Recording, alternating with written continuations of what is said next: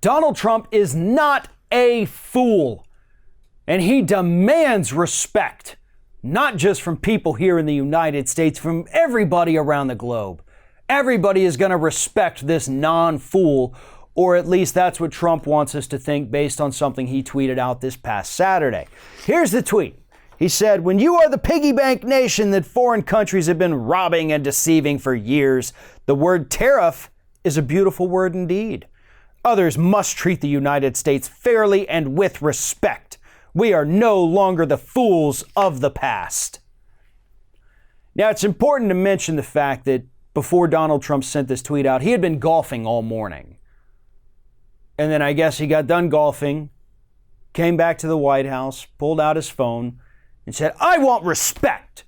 The rest of the world's going to start looking up to me because I'm a good guy and tariff is a beautiful word." All right. Nobody is ever going to respect you, Donald. Let's get that out of the way right now. Between your Twitter tantrums, between your childish nicknames that you call your opponents, the 19 plus women who have accused you of sexual misconduct, the words we have heard you say on that Access Hollywood tape, yeah, nobody's ever going to respect you, and by extension, they're not going to respect this country as long as you're in the Oval Office. But that's your fault, and that's your problem. You did that with the help of Republicans throughout this country and over the last few years. I understand that. We've discussed it. But nonetheless, Trump is out there demanding that other people respect us. He is falsely stating that we've been the piggy bank that everybody is robbing. You know what? Yeah, there's been bad actors on the international trade stage for quite some time. Is it actually a problem for us here in the United States? Economists say not at all. Like 0%. Doesn't affect anything we do in this country. In fact, most economists will tell you that trade deficits don't matter one bit. Because if you're getting what you need and the other country is getting what they need, but you've got to buy more from them than they buy from you, but again, you have everything you need, then there's no problem. Trade deficits are just numbers on a piece of paper. It doesn't mean we owe them money. It doesn't mean we're getting screwed. It's like if you have a grocery store deficit because you buy more from the grocery store than they buy from you. Oh my God. But wait a minute, isn't that what the grocery store's for?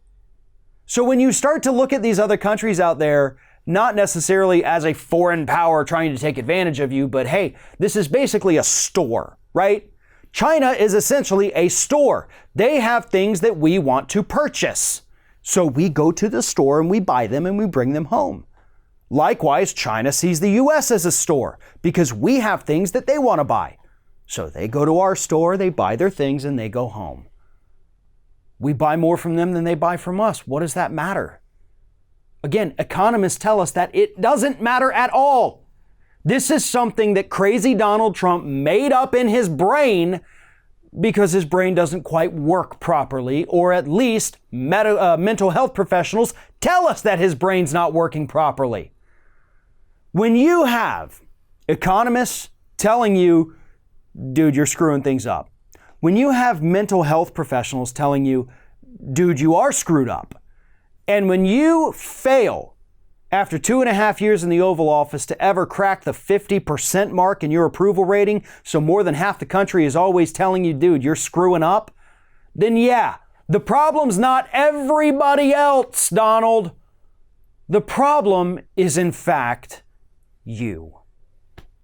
Thanks for watching, everybody. And don't forget, if you like what you see here, like, comment, share, and subscribe to our channel. And now you can also become a member of Ring of Fire and get exclusive early access to certain Ring of Fire videos all throughout the week. Just click on the little join button right below the video.